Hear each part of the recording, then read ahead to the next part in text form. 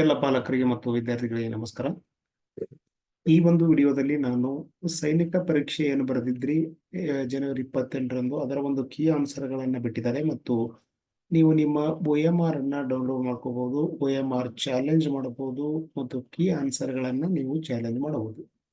Challenge ಮಾಡೋದು ಏನಪ್ಪಾ ಅಂತಂದ್ರೆ, ನಿನ್ನ ಪ್ರಕಾರ ಒಂದು ಕ್ವಶನ್ ನಂಬರ್ 1ಗೆ ಆಪ್ಷನ್ ಎ ಅಂತ ಹಾಕಿರ್ತಿ, ಅವರು ಬಿ ಅಂತ ಕೊಟ್ಟಿರ್ತಾರೆ, ಬಟ್ ನಿನಗೆ ಶ್ಯೂರ್ ಇದೆ ಅದು ಎ ಅಂತ. ಅವಾಗ ನೀನು ಏನ್ ಮಾಡಬೇಕು, ಈ ಕ್ವಶನ್ಗೆ ಎ ಅಂತ ಸೆಲೆಕ್ಟ್ ಮಾಡಿ ಅದಕ್ಕೆ ಸಂಬಂಧಪಟ್ಟಂತ ಡಾಕ್ಯುಮೆಂಟ್ಸ್ ಅನ್ನ ಅಟ್ಯಾಚ್ ಮಾಡಿ ಅದನ್ನ ನೀನು ಚಾಲೆಂಜ್ ಮಾಡಬೇಕು. 200 ರೂಪೀಸ್ ಚಾರ್ಜ್ ಆಗುತ್ತೆ ಒಂದು ಕ್ವಶನ್ಗೆ. ಸೊ ಅದೇ ತರ ನೀನು OMR ಅಲ್ಲಿ ನೀನು ಆಪ್ಷನ್ ಎ ಹಾಕಿರ್ತೀಯ, ಬಟ್ ಅವರು ಆಪ್ಷನ್ ಅದನ್ನ OMR ರೀಡ್ ಮಾಡಬೇಕಾದ್ರೆ ಒನ್ ಟೈಮ್ ಏನಾಗುತ್ತೆ ಅಂತಂದ್ರೆ ಬಿ ಅಂತ ರೀಡ್ ಮಾಡಿರ್ತಾರೆ, ಅದನ್ನು ಕೂಡ ನೀನು ಚಾಲೆಂಜ್ ಮಾಡಬಹುದು. ಏನಂತಂದ್ರೆ ನಾನು ಎ ಹಾಕಿದ್ದೀನಿ OMR ಅಲ್ಲಿ, ನೀವು ಬಿ ಕನ್ಸಿಡರ್ ಮಾಡಿದಿರಿ ಅಂತ. ಸೊ ಅದನ್ನು ಕೂಡ ನೀವು ಚಾಲೆಂಜ್ ಮಾಡಬಹುದು. ಅದ್ರ ಬಗ್ಗೆ ನಾನು ಈ ಒಂದು ವಿಡಿಯೋದಲ್ಲಿ ಮಾತಾಡ್ತೇನೆ. ಸೊ ಈ ಒಂದು ವೆಬ್ಸೈಟ್ಗೆ ಲಾಗಿನ್ ಆದ್ರೆ ನಿಮಗೆ ಈ ಒಂದು ವಿಂಡೋ ಬರುತ್ತೆ. ಅಪ್ಲಿಕೇಶನ್ ಕೀ ನೋಡಿ, ಆನ್ಸರ್ ಕೀ ಚಾಲೆಂಜ್ ಅಂತಿದೆ. ಸೊ ಅಪ್ಲಿಕೇಶನ್ ನಂಬರ್ ಎಂಟರ್ ಮಾಡಿ, ಡೇಟ್ ಆಫ್ ಬರ್ತ್, ಈ ಕೋಡ್ ಎಂಟರ್ ಮಾಡಿ, ಇಲ್ಲಿ ಬರೋದು ಸಬ್ಮಿಟ್ ಅಂತ ಕೊಡಿ. ನೆಕ್ಸ್ಟ್ ಸ್ಕ್ರೀನ್ ಯಾವ್ದು ಬರುತ್ತೆ, ನೆಕ್ಸ್ಟ್ ಸ್ಕ್ರೀನ್ ಈ ತರ ಇರುತ್ತೆ.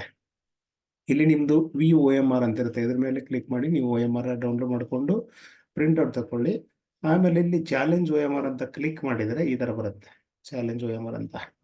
ಸೊ ನಿನ್ನ ಒಂದು OMR ಅಲ್ಲಿ ನೀನು ಆಪ್ಷನ್ 1ಕ್ಕೆ ಆಪ್ಷನ್ ಇದನ್ನ ಶೇಡ್ ಮಾಡಿದೀಯಾ, 2ನೇದಕ್ಕೆ ಇದನ್ನ ಶೇಡ್ ಮಾಡಿದಿ, 3ನೇದಕ್ಕೆ ಇದನ್ನ ಶೇಡ್ ಮಾಡಿದಿ, 4ನೇ ಒಂದು ವೇಳೆ ನೀನೇನಾದ್ರೂ OMR ಅಲ್ಲಿ ಇದಕ್ಕೆ ಶೇಡ್ ಮಾಡಿದೀಯಾ ಬಟ್ ಅದು ಇದನ್ನ ತಗೊಂಡಿದೆ, ಇದನ್ನ ನೀವು ಚಾಲೆಂಜ್ ಮಾಡ್ಬೇಕು. ಇದನ್ನು ಸೆಲೆಕ್ಟ್ ಮಾಡಿ ಚಾಲೆಂಜ್ OMR ಮಾಡಬೇಕು. ನೆಕ್ಸ್ಟ್ ಏನಪ್ಪಾ ಅಂತಂದ್ರೆ ಚಾಲೆಂಜ್ ಆನ್ಸರ್ ಕೀ ಅಂತ ಇರುತ್ತೆ, ಇದ್ರ ಮೇಲೆ ಕ್ಲಿಕ್ ಮಾಡಿದ್ರೆ ನಿನಗೆ ನೆಕ್ಸ್ಟ್ ವಿಂಡೋ ಬರುತ್ತೆ ಇದು. ಸೊ ಏನಪ್ಪಾ ಅಂದ್ರೆ ಆನ್ಸರ್ ಕೀ 1ನೇ ಕ್ವಶನ್ಗೆ 1ನೇದು ಹಾಕಿ ಕರೆಕ್ಟ್ ಆನ್ಸರ್ ಇದೆ, 2ನೇದಕ್ಕೆ ಒಂದಿದೆ.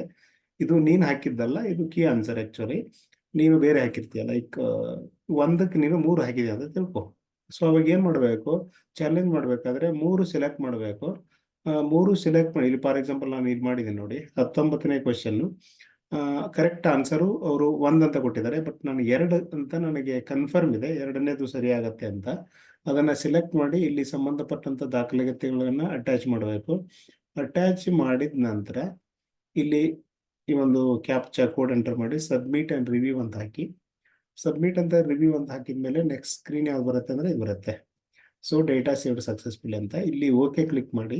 ಓಕೆ ಕ್ಲಿಕ್ ಆದ್ಮೇಲೆ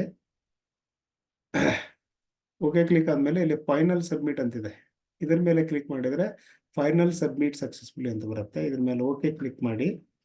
ಓಕೆ ಕ್ಲಿಕ್ ಮಾಡಿದ್ಮೇಲೆ ನಿಮ್ಗೆ ಏನ್ ಬರುತ್ತೆ ಅಂತಂದ್ರೆ ನೀವು ಅಮೌಂಟ್ ಪೇ ಮಾಡ್ಬೇಕು. ಇವಾಗ ಇಲ್ಲಿ ನೋಡಿ ಪೇ ನಾವು ಅಂತ ಇರುತ್ತೆ, ಇದ್ರ ಮೇಲೆ ಕ್ಲಿಕ್ ಮಾಡಿ. ಮಾಡಿದ್ಮೇಲೆ SBI ಪೇ ಬರುತ್ತೆ, ಇದ್ರ ಮೇಲೆ ಕ್ಲಿಕ್ ಮಾಡಿ. ನೋಡಿ ಇಲ್ಲಿ ಫೀಸ್ ಇದೆ ನೋಡಿ, 1 ಕ್ವಶನ್ಗೆ 200 ರೂಪೀಸ್ ಇರುತ್ತೆ. ಸೊ ನೀನೇನಾದ್ರೂ 4-5 ಕ್ವಶನ್ ಮಾಡಿದ್ರೆ 5 ಕ್ವಶನ್ ಮಾಡಿದ್ರೆ 1000 ರೂಪಾಯಿ ಕಟ್ಟಬೇಕಾಗತ್ತೆ. ಸೊ ನೆಕ್ಸ್ಟ್ ಸ್ಕ್ರೀನ್ ಬರುತ್ತೆ, ಇಲ್ಲಿ ಪೇ ನಾವು ಅಂತ ಕ್ಲಿಕ್ ಮಾಡಿ. ಪೇ ನಾವು ಅಂತ ಕ್ಲಿಕ್ ಮಾಡಿದ್ಮೇಲೆ ಇವು SBI ಇದ್ದು ಆನ್ಲೈನ್ ಪೇಮೆಂಟ್ ಬರುತ್ತೆ. ಬ್ಯಾಂಕ್ ಸೆಲೆಕ್ಟ್ ಮಾಡಿ, ಯಾವ್ದಾದ್ರು ಬ್ಯಾಂಕ್ ಸೆಲೆಕ್ಟ್ ಮಾಡಿ, UPI ಸೆಲೆಕ್ಟ್ ಮಾಡ್ಬೋದು ನೀವು. ಇದನ್ನ ಸೆಲೆಕ್ಟ್ ಮಾಡಿ ಪೇ ಮಾಡಿ. ಪೇ ಮಾಡಿದಾದ್ಮೇಲೆ ಸಬ್ಮಿಟ್ ಅಂತ ಇರುತ್ತೆ, ಫೈನಲ್ ಸಬ್ಮಿಟ್. ಅದನ್ನ ಹಾಕಿದ್ಮೇಲೆ ನೀವು ನಿಮ್ಮ ಒಂದು ಚಾಲೆಂಜ್ ಸಬ್ಮಿಟ್ ಆದಾಗೆ ಅದರ ಒಂದು ರೆಸ್ಪಾನ್ಸ್ ನಿಮಗೆ ಒಂದು ಹೆಚ್ಚು ಕಡಿಮೆ 1 ವಾರ ಟೈಮ್ ಇರುತ್ತೆ ಈ ಪ್ರೊಸೆಸ್ಗೆ ಎಲ್ಲ ಅನ್ಕೋತೀನಿ ನಾನು. ಇದು ಮಾಡಿದಾದ್ಮೇಲೆ ಅದನ್ನೆಲ್ಲ ಸಂಬಂಧಪಟ್ಟಂತ ಎಕ್ಸ್ಪರ್ಟ್ಸ್ ವೆರಿಫೈ ಮಾಡ್ತಾರೆ ನಿಮ್ಮ ಚಾಲೆಂಜ್ ಏನಿದೆ ಅಂತ. ಅದೇನಾದ್ರೂ ಕರೆಕ್ಟ್ ಆಗಿ ವರ್ಕೌಟ್ ಆದ್ರೆ, ಲೈಕ್ ನೀವು ಸಬ್ಮಿಟ್ ಮಾಡಿದಂಥದ್ದು ಕರೆಕ್ಟ್ ಇದ್ರೆ ನಿಮಗೆ ಅಂಕಗಳು ಸಿಗುವಂತದ್ದಿರುತ್ತೆ.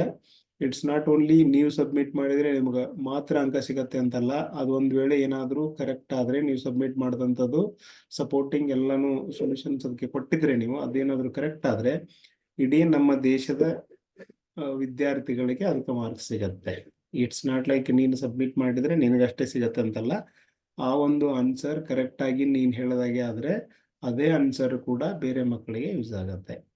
ನನ್ಗೆ ಗೊತ್ತಿರೋ ಪ್ರಕಾರ ಕರ್ನಾಟಕದಲ್ಲಿ ಅಂದ್ರೆ ಕನ್ನಡ ಮೀಡಿಯಂದಲ್ಲಿ ಬರೆದಂತ ವಿದ್ಯಾರ್ಥಿಗಳಿಗೆ, ನಾನು ಕನ್ನಡ ಮೀಡಿಯಂ ನೋಡಿದೀನಿ. ಇವಾಗ ಕನ್ನಡ ಮೀಡಿಯಂ ಅಲ್ಲಿ ಕನ್ನಡ 25 ಕ್ವಶನ್, ಗಣಿತ 50, GK 25, ಅನಂತರ ಮೆಂಟಲ್ ಎಬಿಲಿಟಿ 25. ಇದರಲ್ಲಿ ಯಾವುದೂ ಕೂಡ ಚಾಲೆಂಜ್ ಹಾಕುವಂತ ಪ್ರಶ್ನೆ ಬಂದಿಲ್ಲ ನಮ್ಗೆ.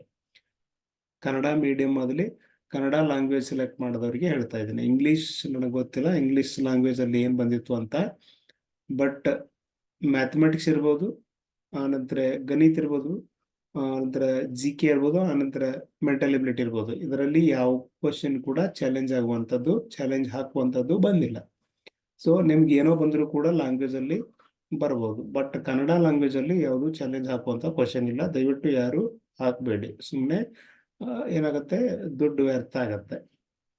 ಇದು ಕೀ ಆನ್ಸರು, OMR ಚಾಲೆಂಜ್ ಮಾಡೋದು ಮತ್ತು ಕೀ ಆನ್ಸರ್ ಚಾಲೆಂಜ್ ಮಾಡೋದು ಪ್ರೊಸೆಸ್ ಇದು.